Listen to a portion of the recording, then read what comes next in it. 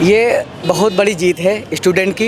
ये वो तानाशाह सरकार है जो कभी किसी के सामने नहीं झुकी है। युवाओं के सामने झुकना पड़ा है और नहीं झुकते तो धर्मेंद्र प्रधान की जगह मोदी जी को इस्तीफा देना पड़ता कि एक व्यक्ति के इस्तीफे से शिक्षा में या सिस्टम में सुधार नहीं आता है। आप अकाउंटेबिलिटी नहीं ले सकते हैं। 20-30 दिन हो गए, करीब 30 दिन से 35 दिन हो गए आंदोलन चलते हुए। तो धर्मेंद्र प्रधान ने इस्तीफा दे दिया है, क्या लगता है? ये बहुत बड़ी जीत है स्टूडेंट की। ये वो तानाशाह सरकार है जो कभी किसी के सामने नहीं झुकी है, लेकिन युवाओं के सामने झुक गई। हाँ, आज फाइनली युवाओं के सामने झुकना पड़ा है और नहीं झुकते तो धर्मेंद्र प्रधान की जगह मोदी जी को इस्तीफा देना पड़ता। अच्छा, कुछ लोग अभी अंदर कह रहे थे कि इससे हमें संतुष्टि नहीं मिलेगी, हमें अब मोदी का इस्तीफा चाहिए। नहीं, बिल्कुल सही कहा उन्होंने, क्योंकि एक व्यक्ति के इस्तीफे से शिक्षा में या सिस्टम में सुधार नहीं आता है। सिस्टम में सुधार तब आएगा जब पूरी सरकार इस्तीफा देगी। या तो आप अपनी नीतियाँ सुधारिए या आप इस्तीफा दीजिए। आप अकाउंटेबिलिटी नहीं ले सकते हैं। 20-30 दिन हो गए, करीब 30 दिन से 35 दिन हो गए आंदोलन चलते हुए। कई बच्चों ने सुसाइड कर लिया पूरे 55 दिन बाद। 55 दिन बाद नहीं, ठीक कह रही हैं, बिल्कुल 55 दिन बाद कई बच्चों ने सुसाइड किया है। कई बच्चों को वहाँ पर मारा गया, कई लोगों की शहादत हो गई है। अभी तक इस चीज़ की पुष्टि नहीं हुई है, हालांकि बाद में पुष्टि होना है।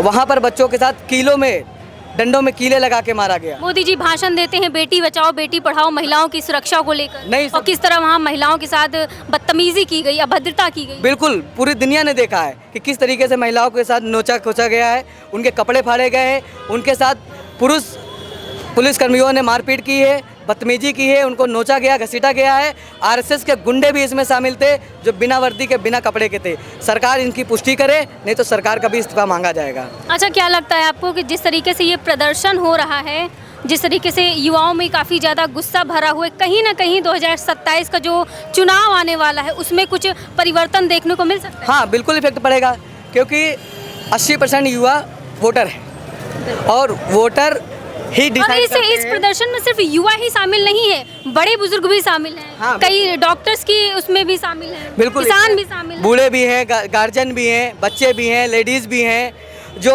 हाउसवाइफ हैं वो भी आई हैं, क्योंकि उनके भी बच्चों का भविष्य है आगे।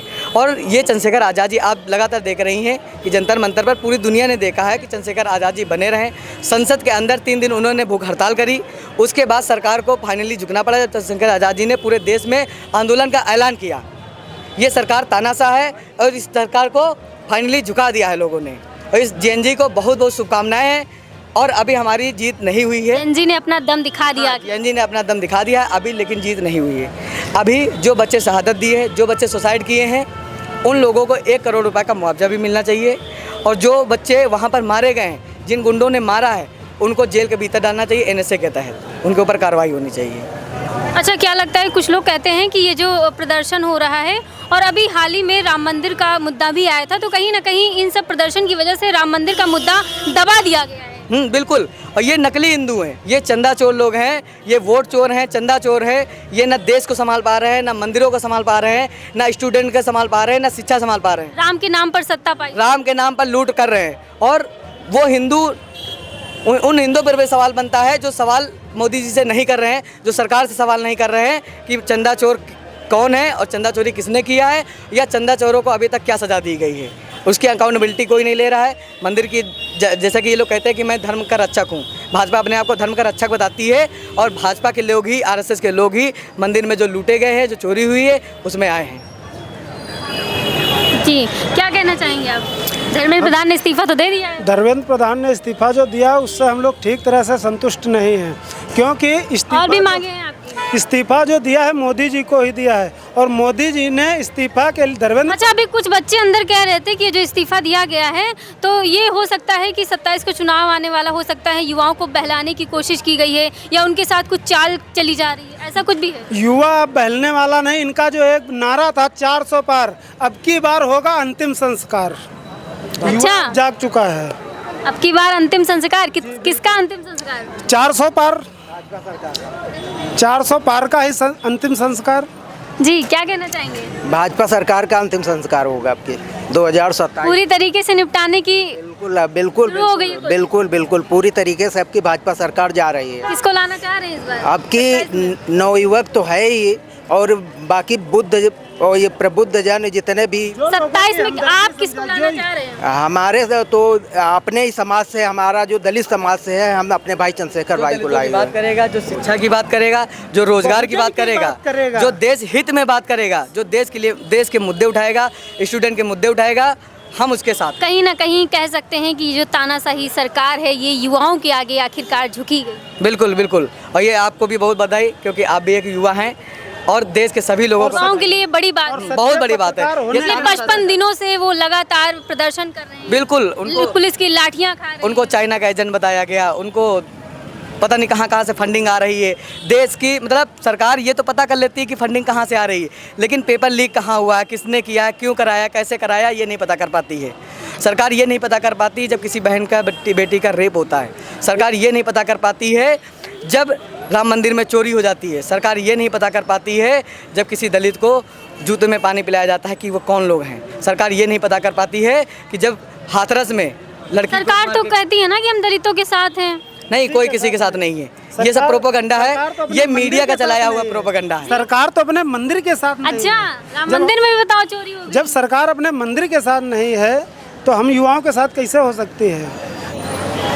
और हम इतना एक बात और आपसे कहना चाहते हैं, एक सच्चे पत्रकार होने के नाते आप जो भी दिखाना देश हित में और समाज हित में हमेशा दिखाना। बिल्कुल बिल्कुल। आज पत्रकारों का बड़े पैमाने पर बहिष्कार हो रहा है, उसकी वजह लोग है, टीवी देखना पसंद ही नहीं कर रहे बिल्कुल हैं। उसकी वजह है कि आपने देश को बेड़ा गर्क कर दिया है। अगर हम आपने गलत कर रहे चाटुकारिता के चक्कर में देश को बर्बाद कर दिया है। आपने चाटुकारिता के चक्कर में देश के युवाओं का भविष्य बर्बाद कर दिया है। आपने चाटुकारिता के चक्कर में देश के लोगों को डुबा दिया है।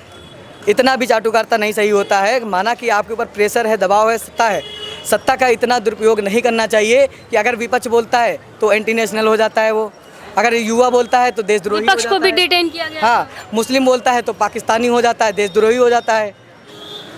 राहुल गांधी जी जो कहीं ना कहीं कह सकते हैं कि जो लोग सच बोलते हैं या जो सच दिखाने की कोशिश करते हैं, हमेशा उनकी आवाज़ों को दबाया जाता है। बिल्कुल, जो सच दिखाने की कोशिश करेगा, जो बात करने मतलब देश की बात करेगा, जो स्टूडेंट की बात करेगा, जो रोजगार की बात करेगा, उसको दबा दिया जाएगा, उसको जेल में डाल दिया जाता है। सोनम वांगचुक को चाइना का एजेंट बताया गया। अगर वो चाइना के एजेंट थे तो फिर नितिन गडकरी जी, जेपी नड्डा जी क्यों गए थे उनको पानी पिलाने, क्यों उनका भूख हड़ताल तोड़ाने गए थे? उनको जेल में डालिए। अगर वो एंटी नेशनल हैं, चाइना के एजेंट हैं, तो आप क्यों गए? जब वो किसी के मतलब आप किसी के हित में बोलते हैं, बच्चों के हित में बोलते हैं, देश के लिए बोलते हैं, तो आपको एंटी नेशनल घोषित करने में गोदी मीडिया पूरी ताकत लगा देती है सरकार के साथ साथ। ये देश के लिए बहुत अफसोस की बात है। अगर देश की मीडिया नहीं बदली तो अब की इस्तीफा देश की मीडिया का होगा, बहिष्कार देश की मीडिया का होगा। मोदी जी के इस्तीफे के साथ साथ। हाँ, मोदी जी के इस्तीफे के साथ साथ देश की अभी कुछ लोग अंदर कह रहे थे कि हमें गडकरी जी का भी इस्तीफा चाहिए। नहीं, बिल्कुल चाहिए, कहते E20 लेके आए। बिल्कुल बिल्कुल चाहिए भाई। गाड़ियाँ जो हम ले रहे हैं लाखों रुपए की, जो गरीब आदमी मतलब जोड़ जोड़ के एक रुपया लेता है गाड़ी, उसके बाद उनकी गाड़ियाँ ख़राब हो रही हैं। पेट्रोल तो महंगा हो रहा है, उसके बाद भी पेट्रोल शुद्ध नहीं मिल रहा है। आप 120 रुपये में दीजिए, आप 110 में नहीं दे पा रहे हैं, 120 में दीजिए, 140 रुपये में दीजिए, लेकिन पेवर दीजिए। और सिर्फ गाड़ी सिर्फ पेट्रोल में नहीं है, खाने में मिलावट आ रही है, हर चीज़ में मिलावट आ रही है, शिक्षा में मिलावट आ रही है, यहाँ तक कि मंदिर में भी मिलावट हो गई है, भगवानों में भी मिलावट हो गई है। अभी भी गिरफ्तारी नहीं हुई। भाजपा के लोग अगर भगवान का अपमान करते हैं तो वो भाजपा के भगवान हो गए। अभी नितिन गडकरी जी के रैली में हनुमान जी को नचाया गया। नितिन नवीन। हाँ, नितिन नवीन। ये देश के लोगों का अपमान है, ये देश के भगवान का अपमान है, और ये देश के लोगों के अपमान है। हनुमान जी को उड़ाया गया पतंग में। अरे मतलब आपके पापा का। मोदी जी कहते हैं कि भगवान का अपमान सहा नहीं जाएगा। हाँ, और मोदी जी वो कुछ उनके मंत्री भगवान का अपमान। मोदी जी खुद भगवान है, देश पुरुष है, मतलब क्या कहते हैं, भगवान का रूप है वो। लोग ऐसा कहते हैं, हालांकि मैं तो नहीं मानता हूँ। मैं तो मानता हूँ मोदी जी भगवान का रूप है, लेकिन मोदी जी का एक फोटो वायरल हुआ था जिसमें वो भगवान राम को उंगली पकड़ कर ले जा रहे थे। हाँ, ये बहुत बड़ी शर्म की बात है कि जिन्होंने दुनिया बनाई हो उनको ये लोग ला रहे हैं। जो खुद उनको लाए, भगवान को ये नहीं लाए, भगवान भाजपा को लाई।